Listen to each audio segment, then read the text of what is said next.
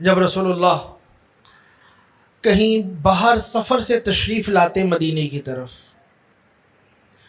تو حضور کے سامنے جب مدینہ ظاہر ہوتا، جس طرح آپ سفر کرتے ہیں سواری پہ آتے آتے تو آپ کو بستی نظر آنے لگتی ہے، بستی کے مکانات دکھنے لگتے ہیں، تو حضور جب سفر پہ تشریف لے جاتے اور واپس آتے اور وہ مدینہ نظر آتا تو حضور اپنی سواری کو تیز فرما دیتے۔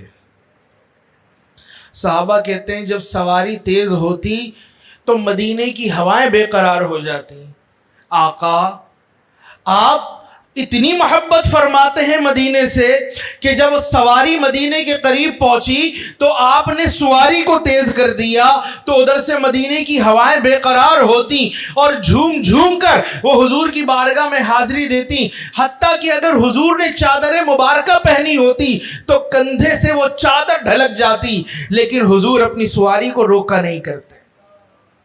کیوں؟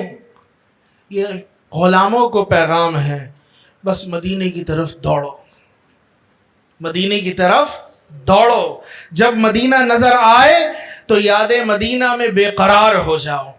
یہ ہے دیوانگی۔